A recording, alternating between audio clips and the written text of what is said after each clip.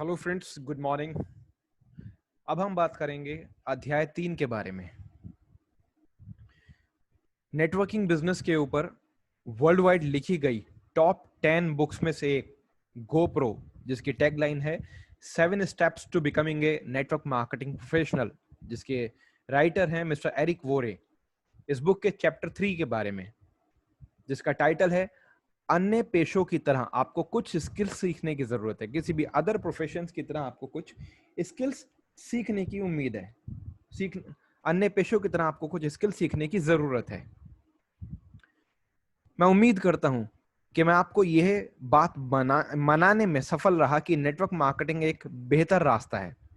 उम्मीद करता हूं कि मैं यह बात सही कर पाया कि अगर आप इसमें शामिल होने जा रहे हैं तब प्रोफेशनल बनना अच्छा रहेगा। अगर कदम ये जानना है, अगला कदम ये जानना है कि आपको कुछ स्किल्स सीखने की जरूरत है, लेकिन उन स्किल्स को बताने से पहले मैं आपको एक अच्छी खबर देता हूं। अन्य पेशों की तरह यहां ज्ञान लेने के लिए आपको बहुत ज्यादा पैसों की जरूरत नहीं है। आपको कोई लोन लेना नहीं है। आप सीखने के दौरान भी कमा सकते हैं। यह पेशा पक्षपाती नहीं है, इसमें किसी भी तरह का भेदभाव नहीं है। ये दुनिया में सबसे समान अवसर है। यहाँ आपके स्किल्स सीखने के लिए कोई पहचान, तजुर्बे, एज, जेंडर आदि की जरूरत नहीं। और अंत में ये इतना जटिल नहीं है। जो स्किल्स एक बड़े और कामयाब व्यापार को बनाने के लिए जरूरी है, वह स्किल्स अत्यंत सीखने लायक हैं। और आपके पास आश्चर्यजनक संख्या में आर्थिक रूप से प्रेरित लोग होंगे, यानी कि आर्थिक रूप, फाइनेंशियल तरह से मोटिवेटेड लोग होंगे आपको सिखाने के लिए। आपके नेटवर्क मार्केटिंग व्यापार के लिए 3 प्राथमिक तत्व हैं। नंबर 1, पहला तत्व, आपके पास कंपनी के उत्पाद हैं। अगर कुछ लोग मार्केटिंग में उन उत्पादों से कामयाब हैं और आप नहीं, तब यह उत्पाद की गलती नहीं है। अन्य शब्दों में, आपकी कंपनी में लोगों को पेशकश के लिए हर व्यक्ति के पास यही उत्पाद है। यानी कि अगर सेम प्रोडक्ट्स के ऊपर आपकी कंपनी में और बहुत सारे लोग आगे बढ़ रहे हैं, कामयाब हो रहे हैं और कमा रहे हैं, तो इसका मतलब फिर कमी उत्पाद में नहीं है, फिर कमी आपके काम करने के तरीके में है। नंबर 2, दूसरा तत्व, आपके पास कंपनी का कंपनसेशन प्लान है, यानी कि बिजनेस प्लान। अगर कुछ लोग बहुत पैसा बना रहे हैं और आप नहीं, तब कंपनसेशन प्लान की भी गलती नहीं है। यहाँ पुरुषों और महिलाओं के लिए अलग अलग प्लान नहीं है। यहाँ विभिन्न आयु के समूहों के लिए अलग प्लान नहीं है, या शैक्षिक शिक्षा या स्किन कलर के रूप के अनुसार विभिन्न प्लान नहीं है। कंपनसेशन प्लान सबके लिए एक ही है।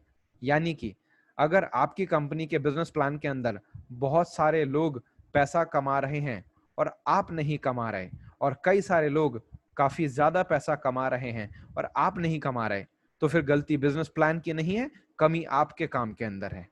नंबर 3, तीसरा तत्व सबसे महत्वपूर्ण है, और वह तत्व है आप। सिर्फ आप ही सच में विभिन्न हैं। हर किसी के पास वही उत्पाद और वही कंपनसेशन प्लान है, लेकिन सफलता और हार के बीच का अंतर आप होने जा रहे हैं। इसका मतलब है आपको अभी से अपने नेटवर्क मार्केटिंग व्यापार की पूरी जिम्मेदारी लेने की जरूरत है। आज निर्णय लीजिए कि अपने परिणामों में कमी के लिए कभी किसी और को दोषी नहीं ठहराना है। वास्तव में नेटवर्क मार्केटिंग में कुछ ऐसा होता है कि लोग अपनी सभी समस्याओं के लिए सिर्फ अपलाइन को दोष देना पसंद करते हैं।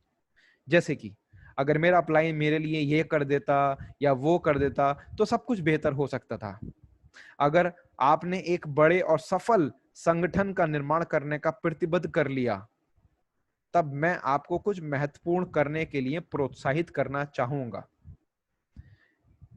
मैं कहना चाहूंगा कि आप अपने अपलाइन को अलविदा कह दें, उन्हें कॉल करें और कुछ इस तरह से कहें, मैं आपको इस अवसर देने के लिए धन्यवाद करना चाहता हूं। मैं सराहना करता हूं, खुद को व्यापार में लाना मेरे लिए महत्वपूर्ण था और मैं सराहना करता हूं कि आपने मुझे ऐसी कंपनी से अवगत कराया जिस पर आप विश्वास करते थे, और अब मैं भी वही विश्वास करता हूं। लेकिन अब से मेरे व्यापार के निर्माण की बात आती है लेकिन अब से जब मेरे व्यापार के निर्माण की बात आती है, मैं आपको एक संसाधन के रूप में उपयोग करूंगा, एक बहाने के रूप में नहीं। यानी कि मैं आपसे गाइडेंस तो लूंगा, एक रिसोर्स के तरह से आपको यूटिलाइज करके, लेकिन आपको एक्सक्यूज बना करके या आप पर डिपेंड रह करके काम नहीं करूंगा। अगर आप उपलब्ध हुए जो मेरे लिए अच्छा होगा, तब मैं समय समय पर शायद आपको कॉल करूं। अगर आप उपलब्ध नहीं हैं, तब भी ठीक है। मैं अपने व्यापार का निर्माण कर रहा हूं, और एक बात मैं समझ गया हूं, ये मुझसे ही शुरू होता है और मुझ पर ही समाप्त होता है। सब कुछ बदल जाएगा जब आप अपने नेटवर्क मार्केटिंग करियर की पूरी जिम्मेदारी ले ले रहे हैं। आपको जान के आश्चर्य होगा कि नेटवर्क मार्केटिंग में एक बड़ा व्यापार का निर्माण करने के लिए केवल 7 मौलिक स्किल्स, 7 बेसिक फंडामेंटल स्किल्स की आवश्यकता है। 7, 70 नहीं, ओनली 7। हर एक स्किल काफी बुनियादी है। अगर कॉलेज आपको नेटवर्क मार्केटिंग का कोर्स पेश करें, यह आपके लिए सबसे आसान पढ़ाई होगी। यह कोई रॉकेट विज्ञान नहीं है। आपको जान के खुशी होगी, यह दुनिया की सबसे उच्चतम भुगतान करने वाली स्किल्स हैं। प्रत्येक को विस्तार से जानें। तो दोस्तों, नेक्स्ट ऑडियो के अंदर, नेक्स्ट सेशन में हम लोग अब यहां से स्किल्स स्टार्ट करेंगे। और एक बात यहां पर आपने मिस्टर एरिक वोरे के वर्ड्स में सीखी कि अगर आप एक बड़ा बिजनेस क्रिएट करना चाहते हैं, एक बड़ी सक्सेस क्रिएट करना चाहते हैं, तो अपलाइन पर डिपेंड होना छोड़ दीजिए।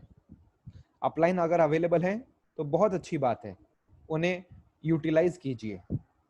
अगर अपलाइन आपको फिजिकली प्रेजेंस देते हैं, बहुत अच्छी बात है, आप इस्तेमाल कीजिए।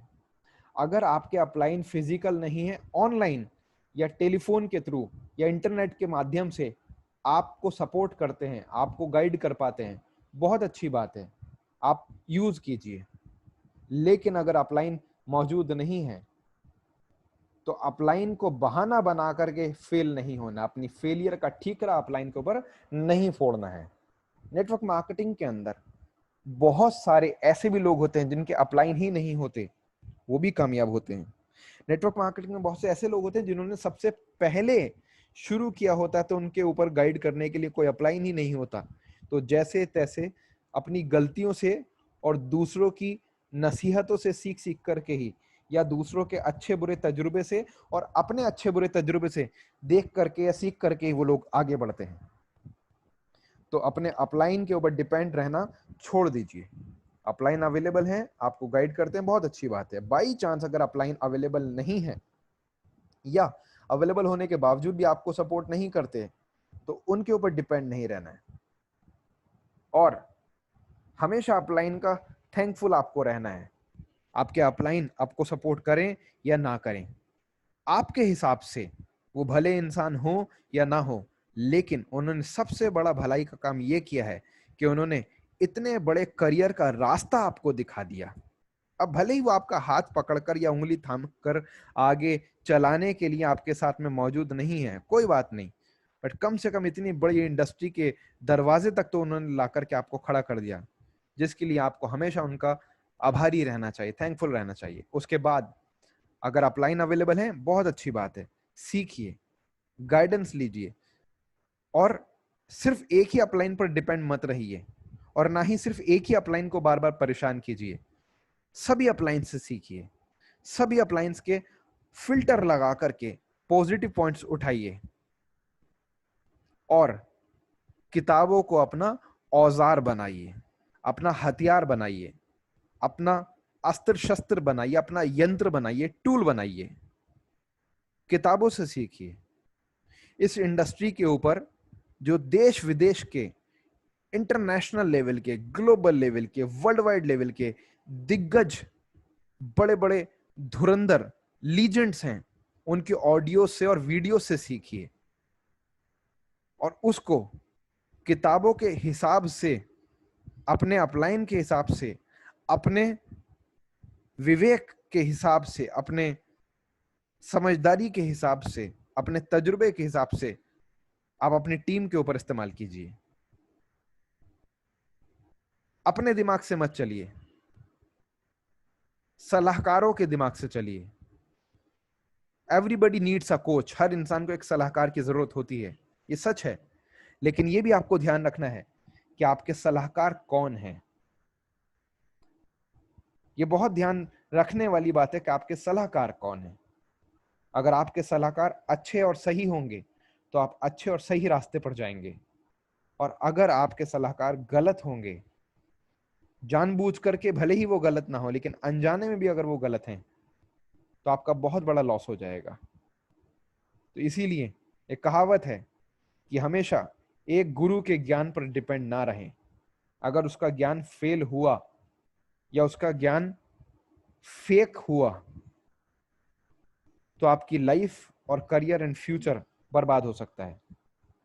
इसलिए सभी अपलाइन से सीखें और सभी के फिल्टर लगा करके पॉजिटिव पॉइंट्स उठाएं। सभी किताबों से सीखें और ज्यादातर किताबों के अंदर जो ज्यादातर कॉमन पॉइंट्स हैं, फिल्टर लगा करके उससे फायदा लें। हर रिसोर्स में फिल्टर लगा करके नेगेटिव पॉइंट्स वहीं पर उनके पास ही छोड़ दीजिए, पॉजिटिव पॉइंट उठा लीजिए और आगे बढ़िए। लड़ना झगड़ना किसी से नहीं है आपको, सिर्फ एक ही चीज माइंड में रखनी है। अगर वो आपका साथ देते हैं तो अच्छी बात है, अगर नहीं देते हैं तो कोई बात नहीं। स्माइल चेहरे पर रखिए और उनसे रिलेशंस खराब किए बिना आगे बढ़िए। Work with working and love the rest. चाहे कोई भी हो, बस ये ध्यान रखिए कि अगर वो आपका साथ दें, आपके साथ काम करें, तो काम करने वालों के साथ काम कीजिए, और जो साथ नहीं दे रहा कोई बात नहीं, उनसे सिर्फ प्यार, मोहब्बत, भाईचारा कायम रखिए। इन सब बातों को दोस्तों फॉलो कीजिए। बार बार इस ऑडियो को सुने, अपनी पूरी टीम तक सेंड करें, सभी ग्रुप्स में शेयर करें और आने वाले नए एसोसिएट्स को जरूर फॉरवर्ड करें। ज्यादा डिटेल के लिए आप इन ऑडियोज की जो अलग से एक प्लेलिस्ट है, उस प्लेलिस्ट के अंदर भी जाकर के आप सारी की सारी सीरीज, कंप्लीट सीरीज की सभी ऑडियोज वहां पर जाकर के भी आप देख सकते हैं। थैंक यू सो मच, धन्यवाद।